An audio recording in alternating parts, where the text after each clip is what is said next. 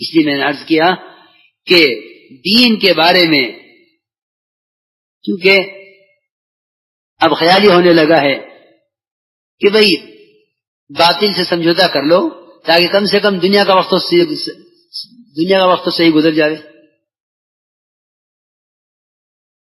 آخرت کے دوام کا تصور نہیں ہے، گزرنے والی دنیا کا فکر ہے. آخرت کے دوام کا تصور نہیں ہے.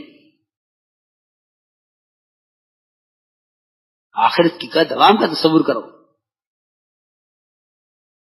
اس لیے یہ بہت نازک بات ہے، بہت نازک بات ہے کہ ہم دینی سمجھوتا کر لیں کہ ٹھیک ہے 2 باتیں ہم آپ کی مان لیں، 2 بات آپ ہماری مان لیں.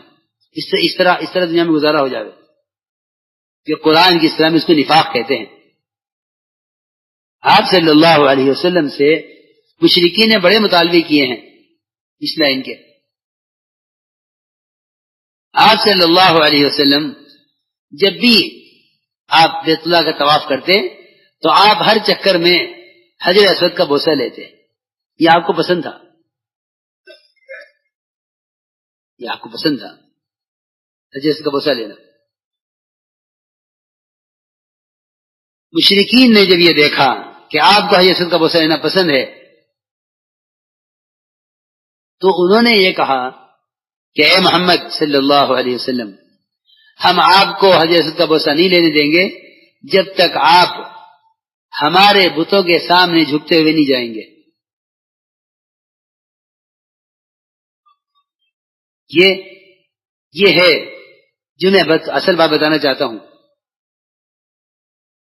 کہ مسلمان کی کسی ضرورت سے اور اس کی کسی چاہت سے فائدہ اٹھا کر اسے باطل کی طرف لانے پر مجبور کرنا آپ کے دل میں ہلکا سا خیال اس طرح آ کر گزر گیا کہ آپ نے اس خیال کو پکایا نہیں، صرف خیال آیا ہلکا سا کہ اگر جسمانی طور پر، صرف جسمانی طور پر دل میں تو نعوذ باللہ اس کا تصور بھی نہیں ہے کہ ان کے بتوں کی طرف جھکا جاوے، ہلکا سا خیال آیا کہ اگر ان کے بتوں کی طرف ذرا سا اشارہ کر کے آگے بڑھ جاؤں، حجر اسود کا بوسہ لے لوں تو اس میں کیا حرج ہے. مگر اللہ رب العزت ہر وقت دائیں پر نظر رکھتے ہیں کہ یہ کب کہاں کیا کر رہا ہے. اننی معکما اسمع و ارا، تم کیا کہہ رہے ہو میں بھی سن رہا ہوں، اور کیا کر رہے ہو وہ بھی دیکھ رہا ہوں.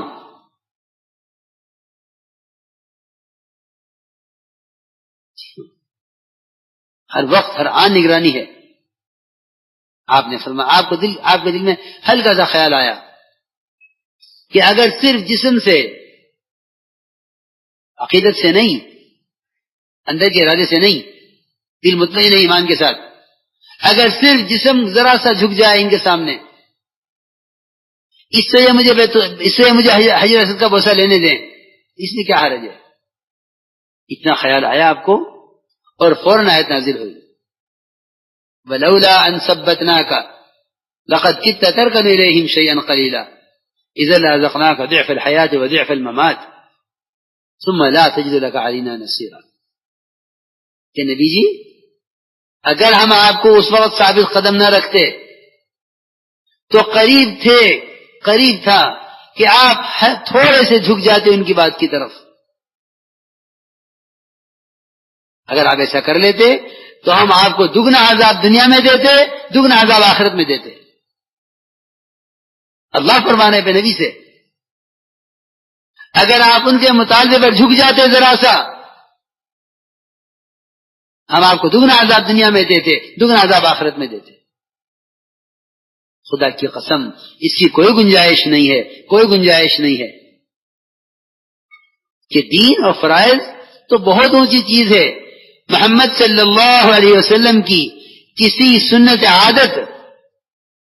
ایک سنت عادت کے خلاف بھی اگر کوئی ارادہ غلط رکھتا ہے تو مسلمان کا ایمان اس کو برداشت نہیں کر سکتا. یہ تو مزاج بن گیا. ہاں میاں سنت ہی تو ہے، یہ تو سنت ہے، فرض تو ہے نہیں. حالانکہ مسلمان کو غیروں سے چھانٹنے والی چیز صرف فرائض نہیں ہے، بلکہ حقیقت یہ ہے کہ سنتوں کے بغیر مسلمان غیروں سے چھانٹا نہیں جا سکتا. مسلمان غیروں سے چھانٹا نہیں جا سکتا سنتوں کے بغیر. صرف سنتیں ہیں، صرف سنت عادت ہیں، صرف سنت عادت ہیں، لباس کی سنتیں، شکل کی سنتیں جو مسلمان کو غیروں سے چھانٹ کر رکھیں، اس کی امتیازی شان صرف سنت میں ہے. مسلمان کی صرف امتیازی شان صرف سنت کے اہتمام میں ہے. ورنہ مسلمان غیروں سے صرف فرائض کی وجہ سے چھانٹا نہیں جائے گا، کیونکہ فرائض تو ابھی کیا عرض کروں، فرائض تو کفر سے اسلام میں آنے کا راستہ ہے کہ کفر سے اسلام میں آ گیا، اور یہ اسلام کی بنیادیں ہیں. یہ اسلام کی بنیاد ہے. فرائض عمارت نہیں ہے، بنیاد ہے. میں یاد کرنا چاہتا ہوں، بنیاد اسلام علی خمس کا مطلب یہ ہے کہ یہ اسلام کی بنیادیں ہیں. اسلام کیا ہے؟ معاملات، اخلاق، معاشرہ، یہ اسلام کی عمارت ہے. تو میں نے عرض کیا ہے کہ دینی سمجھوتا کہ کسی کوئی گنجائش نہیں ہے کہ دو چار بات آپ ہماری مان لیں، دو چار بات ہم آپ کی مان لیں، اس طرح زندگی بسر کر لیں. نہیں میرے دوست بزرگ عزیزو، یہ بات یاد رکھنا اچھی طرح کہ مسلمان اپنی جان پر کھیل لے گا، مال پر برداشت کر لے گا، لیکن دین پر آنچ نہیں آنے دے گا. السلام علیکم محترم سامعین، اسی طرح کے مزید بیانات اور تعلیم حیات الصحابہ کی حاصل کرنے کے لیے واٹس ایپ پر رابطہ کریں 9270021230. واٹس ایپ گروپ حیات الصحابہ رضی اللہ عنہم. Reconstruction of Ummah.